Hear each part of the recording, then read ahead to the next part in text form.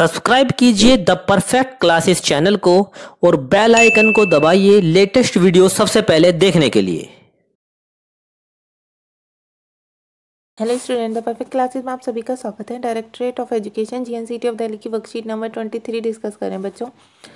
Class 6 की worksheet है, subject है इंग्लिश, 16 दिसंबर 2020 की वर्कशीट है। नेम ऑफ स्टूडेंट लिख लेंगे, नेम ऑफ क्लास टीचर लिख लेंगे।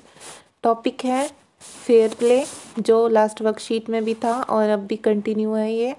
तो आगे देखते हैं। Do you know in A village, क्या आप जानते हैं कि विलेज में एल्डरली एंड वाइज पीपल, बड़े और बुद्धिमान लोग, are chosen by the local community, local community के द्वारा कुछ लोग चुने जाते हैं, टू सेटल फाइट्स, जो झगड़े को निपटाते हैं, बिटवीन इंडिविजुअल एंड विलेजेस, गाँवों के लोगों के बीच में या गाँवों के बीच में। ठीक है।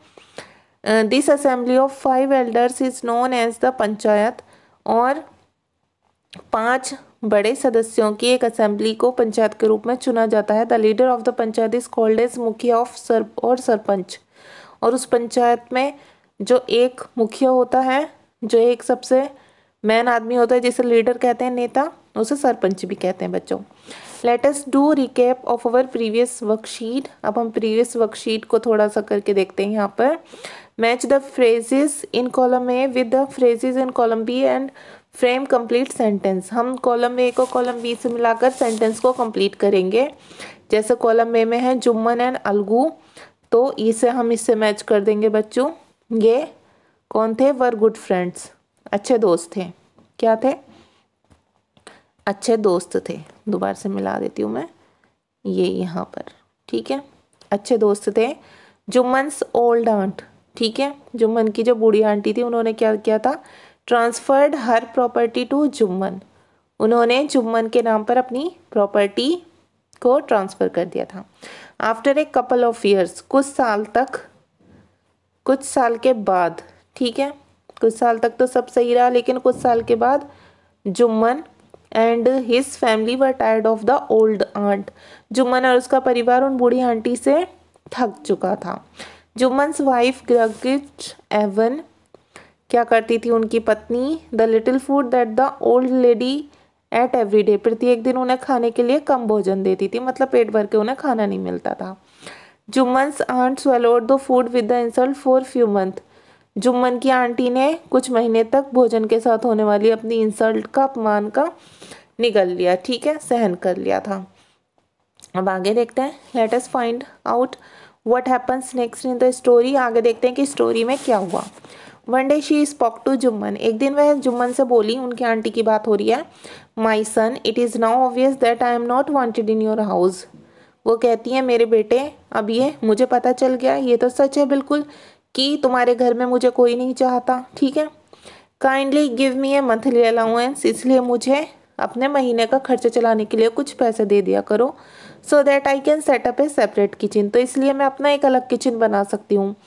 माई wife knows best how to run the house, be patience said Jumman shamelessly, Jumman ने बिना किसी शर्म के कहा कि सब्र रखो, ठीक है, सहन करो थोड़ा, क्योंकि मेरी पत्नी जो है वो अच्छे से जानती है कि किस तरीके से घर चलाया जाता है। This made his aunt very angry, इस बात पर उनकी आंटी को बहुत गुस्सा आया। And she decided to take her case to the village panchayat, और उन्होंने अपना केस गांव की पंचायत में ले जाने का निश्चय किया। For many days the old lady was seen talking to the villager explaining her case seeking their support, कुछ दिन तक बूढ़ी महिला गांव के लोगों को अपने केस के बारे में एक्सप्लेन करती रही, मतलब बताती रही, ताकि कुछ लोग उनके सपोर्ट में आ जाए, उनकी तरफ आ जाएं। सम सिंपैथाइज्ड विद हर, कुछ लोगों ने उनके साथ सहानुभूति दिखाई। अदर लाइफ्ड, कुछ लोग उन पर हंसे, ठीक है, at her, and few others advise her to make it up with her nephew and his wife, और कुछ लोगों ने उन्हें उनके भतीजे और उसकी पत्नी के साथ ही रहने की सलाह दी, मतलब जुम्मन और उसकी वाइफ के साथ ही रहने की सलाह दी कुछ लोगों ने। अब क्वेश्चन 2 है, on the basis of reading choosing the correct word meaning, जैसा कि आपने ये ऊपर पढ़ा है, इसके बेस पर आपको सही मीनिंग चुनना है वर्ड के, और आप इसमें से बॉक्स में से हेल्प ले सकते हैं। तो देखिए बच्चों, अलाउंस, इसमें आप क्या लिखेंगे?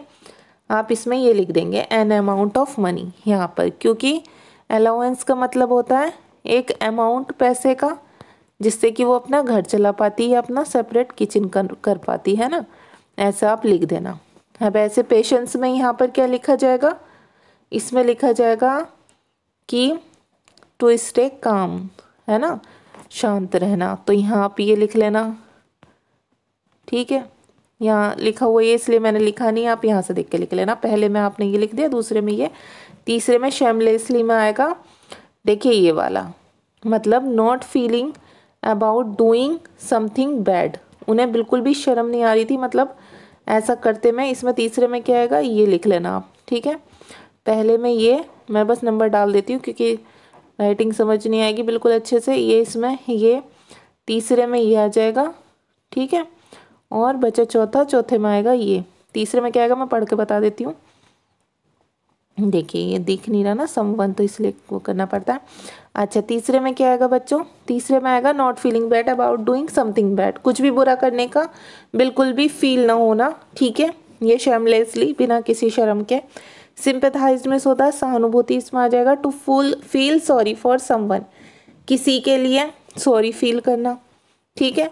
ये सिंपैथाइज्ड में आ जाएगा। तो ये आपकी वर्कशीट सॉल्व हो गई स्टूडेंट्स। अगर आपको मेरी वीडियो पसंद आई है तो प्लीज़ मेरी वीडियो को लाइक कीजिए, शेयर कीजिए, हमारे चैनल को सब्सक्राइब कीजिए। Thanks for watching.